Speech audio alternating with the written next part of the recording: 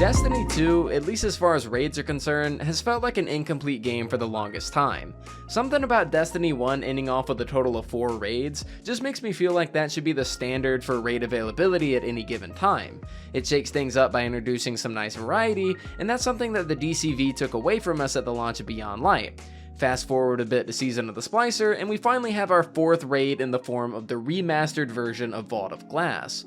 With us now back to having a decent amount of raid content in the game, I figured now would be as good as a time as ever to create a tier list of every legendary raid weapon in the game and rank them all from best to worst. Not only for the fun of it, but also for my newer viewers out there that might not know what the best gear is. Now, just so that we're all on the same page, let me go and explain my tier list rankings a bit, starting with S tier. If I place a weapon in the S tier, that means it's the best of the best. It's godlike and is 100% a weapon that you need to get your hands on. There won't be very many weapons in this category, so keep an eye out. The A tier is going to be filled with weapons that are absolute must-haves, but they're not on the same level as S tier weapons. Yeah, they're super good, but they don't transcend the physical plane like S tier weapons do. For B tier, we have your good weapons, but you could definitely live without them at the same time weapons. You'll see guns here that are really damn good at what they do, but you don't absolutely need them over others. At C tier, we're going to have weapons that are just overall decent. These guns are more than usable, but very rarely would you pick these over others in the list. For D tier, these are weapons that you 100% just don't want to use. They have potential as far as having fun with and messing around, but I wouldn't use any of these outside of patrols or vanguard strikes. They're just not that good. And lastly, of course, for trash tier, we just have weapons that are, well, trash. They're just not worth your time, and that's about it. With all that being said, I just want to mention one more thing before we jump into the actual rankings, and that's that if you guys are new to the channel and enjoy the content at all today, definitely feel free to hit that subscribe button and join us here on the channel. I love meeting new people in the comments every time I upload a video, so definitely feel free to talk with me there as well. But without further ado, let's go ahead and jump into this and rank every single legendary raid weapon inside of Destiny 2. Now, since we're going to be going in alphabetical order, the first weapon on today's list is the Garden of Salvation Bow, Accrued Redemption. This weapon is a precision frame bow and is the only precision bow in the game that currently can roll with both Archer's Tempo and a damage perk. Unfortunately though, that's where its unique qualities kind of fall off. Bows for me aren't ever anything to write home about, and the only time I find myself using a legendary one is when we have bow mods inside of the seasonal artifact. Outside of that, they just never see use for me unless they're exotics. So for me personally, this weapon belongs in the C tier, and as described earlier, that just means that this weapon is overall decent. It gets the job done when it needs to, but doesn't necessarily excel past other good weapons on the list, so I feel like it makes a great fit there. Moving on from the Accrued Redemption, we have the Last Wish Auto Rifle Age-Old Bond. It's a void weapon that's part of the High Impact Frame archetype, and can actually roll with some nice perks if you get the curated roll of 4 times the Charm and Rampage. Unfortunately though, the archetype of this auto rifle is its downfall, as high impact frames are terrible in comparison to 600 and 700 RPM autos. This is a weapon to overall keep your eyes out for though. If it ever receives a buff to its archetype, this weapon could absolutely see itself moving up the ladder in the auto rifle world. But as of right now, it's just an underwhelming weapon overall, and with greater options like Gnawing Hunger and Reckless, I feel like this weapon belongs in the D tier with the potential to move up if we see buffs in the future. Next up, we have one of the most slept on hand cannons in the game, the Garden of Salvation hand cannon Ancient Gospel. This weapon, as I said, comes from the Garden of Salvation and is a solar 140 RPM that is both amazing for PvE and PvP. For the PvP perks, you can get a fantastic god roll in the form of Accurized Rounds, Rapid Hit, and Rangefinder, and when comparing this weapon to the stats of a god rolled Adept Palindrome, there honestly isn't that much of a massive difference. When it comes to PvE, you can get great rolls like Rapid Hit Kill Clip or Rapid Hit Swash, or you can go the Curated Nation route and get Outlaw Dragonfly while also having the added benefit of Warmind cells due to the solar element. I feel as though this weapon doesn't get enough props as it's a weapon from the least popular raid in the game, and I truly believe it's slept on by far too many people. A God-rolled Ancient Gospel will go a long way in the right hands for both PvE and PvP, and this weapon easily lands itself in the high end of B tier for me. Now, moving on from Ancient Gospel, we have ourselves the Great Last Wish rocket launcher, Apex Predator. Let's first talk about what this weapon isn't before going over what it is. You know what this weapon is not? It's not Royal Chase, Code Duello, Hezen Vengeance, or Tomorrow's Answer, all of which can roll with Lasting Impression. Apex Predator can't even roll with Clown Cartridge for crying out loud. You know what this weapon is? It is a rocket launcher with terrible perks compared to its peers, and also it's trash tier. Moving on from a rocket launcher that has no qualities that make rocket launchers worth using, we have the Bequest from the Deepstone Crypt raid. Now, I know the sword is heavily outclassed by a lot of other swords in the game, but I decided to show it a little bit of mercy because of the fun synergy you can have with it when using something like Mask of Bacchus due to the sword being arc.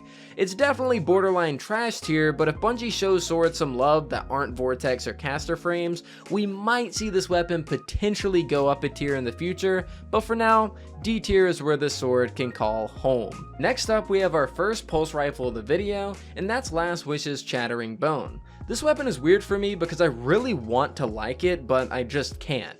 It's of the lightweight frame archetype of Pulse, which we don't really see very often, but I just don't like how the weapon itself doesn't play into the strengths of the archetype. With lightweights, you're given more mobility and handling while using the weapon itself, yet Chattering Bone comes with this super obnoxious scope attached to it that would suggest a more laid-back playstyle at a distance, which is something that you'd see in GM Nightfalls. Unfortunately, even then the range stat is very low compared to other pulse rifles, and especially for having a scope like this, and it doesn't have a very useful damage perk that doesn't require a kill outside of high impact reserve, so that's a no-go for GMs. Overall, the scope just kinda kills it for me. I couldn't see myself using this in casual PvE, and given how competitive the pulse rifle side of things are in PvP, I would never touch Chattering Bone in the Crucible either. That being said, I mean, it's decent overall, it's definitely not a bad weapon, so I place it in C tier. Next up, we have our second Deepstone Crypt weapon of the video, the Commemoration. This weapon right here belongs to one of the best machine gun archetypes in the game, while also having some of the best perks that we've seen on a machine gun to date. With perks like Extended Mag, Reconstruction, and Rampage, you have yourself a machine gun with roughly 150 in the magazine that also ramps up damage with every kill you get. What's not to love about it? Considering it's of the adaptive frame archetype, that also makes this weapon one of the best machine guns to use inside of PvP as well. Commemoration is the benchmark of what all machine guns should be in my opinion, and it's definitely the top of its class compared to any other in the game, which lands this weapon an easy spot in the A tier. Now, speaking of A tier, right next to Commemoration, we have the Vault of Glass machine gun, Corrective Measure. Both these weapons are practically the same as they share the same element and the same archetype with each other, but their only main difference really comes from the perks. Corrective Measure has interesting perks in the form of rewind rounds, subsistence, as well as One for All and Firefly, and I consider both these weapons pretty interchangeable in terms of usefulness, so it comes down to personal preference in terms of what perks you like more for your playstyle. All in all, this weapon is just Commemoration with different perks, so I bundle it in A tier alongside it. Next weapon. I already know that I'm gonna get clowned on in the comments for ranking this weapon so high, but you know what? I don't care. Vault of Glass Fatebringer, S tier. There, I said it! What's done is done! It's S tier in my opinion, lick my nuts. Okay, in all seriousness, let me tell you why. As someone whose least favorite raid in D1 was Vault of Glass, I definitely feel as though I'm not speaking from nostalgia when I say that I think Fatebringer is the best primary raid weapon inside of Destiny 2 right now. This weapon has Warmind Cell potential for PvE, it has Grandmaster Nightfall potential for endgame, it has great PvP potential for Crucible, the list goes on and on. I have always said that ever since this weapon released in D2, that the Fatebringer is the most versatile primary in the game because no matter what content you're playing, it has a perk roll that will help you exceed in said content, and I think that makes it worthy of the S tier rank. I feel as though the majority of people would rank this weapon in A tier, but don't worry, as we move on, you'll see that the Fatebringer is at the lowest end of S tier, so I'm not simping that hard for it. Now, moving on to another weapon from Vault of Glass, we have the Found Verdict. This weapon is of the aggressive archetype of shotgun and is arc element. At first, I wanted to put this weapon into the high B tier, but ultimately decided not to. My two main reasons for this was, for starters, the weapon has next to no PvE utility outside of 1-2 punch builds, meaning that it's almost only ever useful in PvP. And secondly, it's just practically a harder to obtain Fellwinter's Lie. However, this weapon does make up for this in areas like its overall base stats, specifically handling and range compared to Fellwinter's, as well as its potential as a future adept weapon. weapon once Master Vault of Glass drops. For me personally, I'll be sticking with Fellwinners for now, but a lot of people prefer the Found Verdict in PvP, and I can respect that. I think once we see its adept version drop, we'll see its true potential, and because of this, I'm gonna place it in the low A tier. Next up on the list, we have the best weapon on the list so far, the Heritage Slug Shotgun from Deepstone Crypt. Heritage is in the precision frame archetype of shotgun, which is notorious for not only being the best shotgun frame in PvE, but also being pretty damn good in PvP on top of that. For the PvE role, you can get the likes of Assault Mag for more fire rate, Reconstruction to add a ridiculous amount of slugs to your mag before needing to reload, as well as Recombination for a bit of extra damage. For PvP, you got great options in the form of Slide Shot, as well as things like Killing Wind, Snapshot Sights, and Moving Target, making Heritage a top pick for PvP slug shotguns. Going back to PvE though, slug shotguns are notorious for providing some of the highest DPS inside of the game, and Heritage, thanks to perks like Recombination, has no problem reaching phenomenal DPS numbers. It's easily an S tier weapon because of this, as well as its PvP usability, and ranking it any lower would be a crime against humanity. Moving on from Heritage, we have a weapon that stands alone as one of the most unique heavy weapons in the game right now, Vault of Glass's Hezen Vengeance. Hezen Vengeance not only benefits from the rocket launcher buff from last season, as well as having lasting impression as a perk option, but also has the likes of the overflow perk in the first column, making this the most unique rocket launcher in the game by a long shot. Utilizing mods like Special Finisher to gather up loads of ammo on the ground at one central location, you can overflow the magazine of this rocket multiple times per damage phase, allowing for great overall DPS on big health bar enemies. Unfortunately, it doesn't have things like built-in tracking which come with rockets like Royal Entry, but I feel as though overflow is enough of a bonus as is. Hezen easily lands itself in A tier as one of the best and most unique rockets in the game, so let's go ahead and move on over to our next weapon. You know, before Fatebringer released, I would have ranked this weapon much higher on the list, but even then, this hand cannon has been super overrated for the longest of time, and of course, I'm talking about the Nation of Beast. This weapon was known throughout the community as being the Fatebringer of Destiny 2, as its curated role was exactly that. Outlaw Dragonfly, with Arc as the element, made Last Wish's hand cannon the successor to Fatebringer of times past. Now we have Fatebringer in the game to suit our explosive hand cannon needs, and there are better Arc hand cannon options out there, putting Nation in a weird spot as an Energy 140. Might I also add that Ancient Gospel quite literally can get the curated Nation role, and is overall better because unlike Nation, Ancient Gospel can actually spawn Warmind cells with its explosions because it's solar. Seriously, y'all have slept on this thing for far too long. Anyways, Nation isn't anywhere close to being a bad weapon, it's just that its main use as a weapon has kinda gone away, as most used it to fill the gap of not having Fatebringer. Still a great weapon, and I still use it from time to time, so I'm putting it respectively in the B tier. Next up, we have a weapon that I absolutely do not like at all, but I can completely understand why some people love it so much, and that's the Garden Snipe Rifle Omniscient Eye. Personally, I'm not much of a fan whenever it comes to the sniper, however some absolutely love it. Like seriously, Omniscient Eye has a bit of a cult following in PvP due to its desirable low zoom scope alone, and that's without mentioning its good PvP perks. Unfortunately, it's a rapid fire frame sniper that has no good PvE perks, so it kinda locks itself into PvP exclusively. It has great perks like No Distraction and Snapshot Sights, so if you're a fan of the archetype as well as the scope, this might be the perfect one for you. Personally though, I stick with the Door to Frozen Orbit if I ever plan on pulling out a sniper in my energy slot. Omniscient Eye is going to rank differently depending on who you ask. I think it definitely lands in the B, maybe A tier if you're a dedicated sniper and a big enough fan of the scope, but I'm not that kind of person, so I'm going to keep it in the C tier for now, but it definitely has some wiggle room overall depending on who's ranking it, so don't think it's a bad sniper. Moving on from Omniscient Eye, we have a pretty damn good weapon that's borderline a top tier pick overall, and that's the Posterity 180 hand cannon from the Deepstone Crypt. Now, before I even talk about this weapon, Bungie has spoken very recently about buffing things like hand cannon precision damage inside of PvE, so very soon this weapon may end up going up a tier, so just keep that in mind.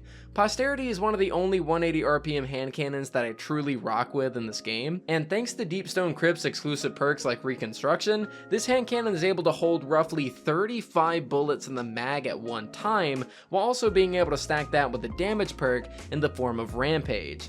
In my opinion, this is the pinnacle arc hand cannon inside of PvE, and it's an absolute blast to slay out with. When hand cannons receive that damage buff, 100% keep your eyes out for this bad boy. I'm placing it B tier for now, but potentially A tier very soon because of the upcoming buff. We'll just have to wait and see. Up next, we have a weapon that may cause me to receive some flack because of how low I rank it, but for our next weapon, we have the Praetus Revenge from Vault of Glass. Praetus Revenge is a beast of a sniper rifle. It rolls with the likes of rewind rounds, causing it to have fantastic sustained damage on bosses due to a lack of reloads. It also rolls with damage perks to accompany this in the form of frenzy and high impact reserves, and because of it being a rapid fire frame kinetic while also having these top tier perks, it's the highest DPS sniper in the game right now. Pretty great, right? But that doesn't factor in a few things we haven't talked about. The first of which, even with everything I said, slug shotguns on their own, like Heritage, out DPS the likes of a 5 out of 5 god roll for Praetus Revenge at the cost of just being a little bit closer to the target. Unfortunately, in Destiny 2, with supers like Well of Radiance, there really isn't much of a negative for being close to the enemies that you're DPSing, causing Praetus to kind of be in this weird place in regards to boss damage. Why DPS safely from far away when you can DPS safely up close with a shotgun and still deal more damage? Now, if that was all the negatives, I'd probably rank this weapon in the A tier, as some players might not be comfortable with that kind of playstyle and want to sit back. However, what we haven't talked about yet is the fact that this weapon doesn't work with a Divinity's Bubble, and that's a pretty massive thing. If you want to take advantage of the perk Rewind Rounds, which gives the sniper great TPS in the first place, you have to hit the enemy itself and not the crit bubble that Divinity creates. This causes problems especially on console when aiming is much more difficult for your average player. Things like this and slug shotties reigning supreme in the DPS department cause me to rank this weapon lower, as I personally believe it's pretty overhyped. If Praetus ever ends up working with Divinity, I have no problem placing it in A tier, but for now, B tier will be its home. Moving on from Praetus, let's talk about a Garden of Salvation weapon right quick, and that weapon is the Prophet of Doom shotgun. Now, this weapon is pretty damn unique, but unfortunately, it being unique doesn't really mean it's good. Prophet is a part of very few precision frame shotguns that are not slug shotties, so think Retold Tale. Once upon a time, this shotgun actually used to be pretty decent. It can roll with full choke, accurized rounds, slideways, and opening shot for PvP, while still being an okay archetype. However, times change and Prophet just doesn't stack up to the rest of the shotties out there, which is a shame for how cool this weapon looks. Because it's not a slug, it has almost no practical use inside of PvE, and because it doesn't have perks like Quick Draw that make guns like Retold worth running, it just falls short compared to others. I put this weapon in low D tier, as there will never be a time that I ever end up using this shotgun, but it's got half decent perks, so that saves it from going in the trash pile. But with how competitive shotguns are in PvP, I just can't have this thing in the C tier. It's gonna have to stay in D. Next up, we have yet another Garden of Salvation weapon, and one of my all-time personal favorites, the Reckless Oracle Auto Rifle. It's a void auto that's a part of the rapid fire frame archetype, and damn is it good. As we all know, rapid fire frames are pretty decent in PvP, but PvE is where I've always loved this weapon personally.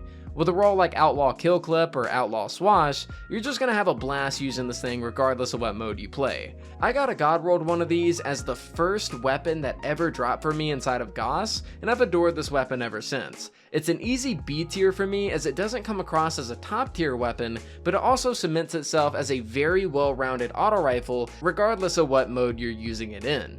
Moving on, we have yet another Garden of Salvation weapon, and just like the Ancient Gospel, I truly feel like this weapon's pretty underrated, and we have ourselves the Sacred Providence Pulse Rifle.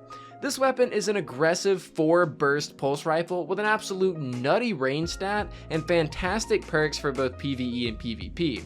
With a role like ricochet rounds, rapid hit, and kill clip, you have yourself a pretty damn good weapon regardless of what mode you're playing it in. Unfortunately, I've never gotten a good roll, but with the right perks, this weapon definitely shines through as a very reliable choice whenever it comes to pulse rifles, and I'm gonna rank it a bit high as I feel too few people have given this gun a chance. I'm gonna slap it in B tier. Next up, we have the 20th weapon of the tier list, and personally, this is my favorite D2 raid weapon in the game, and also the best weapon on this list, the Succession Sniper Rifle from Deepstone Crypt. Where do I begin with this weapon? I feel like it genuinely has it all. It's a kinetic aggressive frame sniper, it can get some fantastic perk rolls for whatever content you decide to play here in D2. For PvP, this weapon has the exact same zoom and aim assist as the Frozen Orbit, and can also roll with perks like moving target or no distractions, along with snapshot sights. For PvE, unlike the Praetor's Revenge, which is kinda locked into the boss DPS role, Succession has perks allowing it use for everything in PvE. Want something for both bosses and champions? You have the perk Vorpal Weapon. Want a perk that'll double your magazine size to 7 or 8 for sustained damage? You have Recombination. Want to trade in Recombination for more reliable ammo during a Grandmaster Nightfall without needing a special ammo finisher? You got yourself lead from gold. I'm just such a huge fan of this weapon. It's a heavy hitting sniper that can hold upwards of 8 in the mag, while also having perks like Vorpal for more boss and champion damage, and that's right up my alley as an avid Grandmaster player, and honestly, this weapon can be just up anybody's alley. Succession for me is an easy S tier weapon, and I highly recommend anyone who doesn't have a god roll to farm one. It's one of the best sniper rifles Destiny has ever seen, so definitely get your hands on it. Up next, we have the Last Wish fusion rifle, the Tachyon Force. This weapon is of the adaptive frame archetype, and what sets it apart from other fusion rifles is its ability to roll with double damage perks in the form of Kill Clip plus Rampage. However, and I'm gonna say this as part of a meme, but also not part of a meme, this weapon isn't Plug 1, and Plug 1 has kinda raised the bar so astronomically high that most other fusions just can't compete both inside of PvE and PvP. So yeah, Tachyon Force, it's trash tier. Moving on, we have yet another Last Wish weapon in the form of the Supremacy Rapid Fire Frame Sniper, and god is this weapon so close to being amazing. Just like Omniscient Eye, a lot of my PvP folk will love this weapon because of the scope and zoom, but unfortunately Supremacy just misses the mark overall, as it has literally one useful perk for PvP under its belt, and that's Snapshot, meaning the entire other column is completely useless. And as far as PvE, just like Praedyth, you'd normally use something like this for boss DPS, and the Supremacy is so close to being a fantastic option, but unfortunately misses the mark in the exact same way as it does in PvP by only having one good perk option for this purpose, that being Triple Tap, making the other column of perks worthless. The sad thing is, in the same column as Triple Tap is Rapid Hit. And had Rapid Hit been in the first column, allowing itself to pair with Triple Tap, we'd have an A tier sniper on our hands. Unfortunately though, for both PvE and PvP, one column of perks just doesn't synergize at all with the other, leaving you to feel like you're not getting the most out of the weapon when you're using it. That being said, it's still a decent weapon overall, so it's gonna go in the C tier. Up next, we have our third Last Wish weapon in a row, the Kinetic Scout Rifle Transfiguration. Just like the Chattering Bone, this weapon comes with a scope, and also like the Chattering Bone, that scope puts a damper in my enjoyment of the weapon. This weapon is however a pretty cool one, as it can roll with double damage perks like Rampage and Kill Clip, but it's also a scout rifle, and we know how scout rifles are regardless of what content you're playing in the game. Transfiguration is a C tier for me, but if we get a scout rifle buff in the future, keep an eye out for the double damage perk roll, because it could easily see itself rising to B tier in the future. Finally, moving on to a weapon that isn't from Last Wish, we have a scout rifle from the Deepstone Crypt known as the Trustee.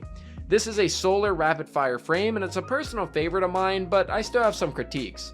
First things first, your main usage of the scout is going to be in PvP. A role like Surplus, High Impact Reserves would definitely serve you well when it comes to popping heads in the Crucible in a pretty snappy fashion. Now, my main critique with this weapon is the fact that its main usage isn't in PvE, as that's mainly due to not many good perk options being in the second column. In the first column, we have the likes of Recombination, which we've already talked a ton about, but in the second column, we have no good damage perks. The closest we come to a damage perk is Redirection, and I'm just not a fan of that compared to more practical things like Rampage, Kill Clip, or Swash. That being said though, this weapon is honestly great, but could still afford to be better on the PvE side of things. B tier. Next up, we're going back to a Last Wish weapon, and that weapon is the lightweight frame bow, Tyranny of Heaven. It's a bow, so let's make this quick.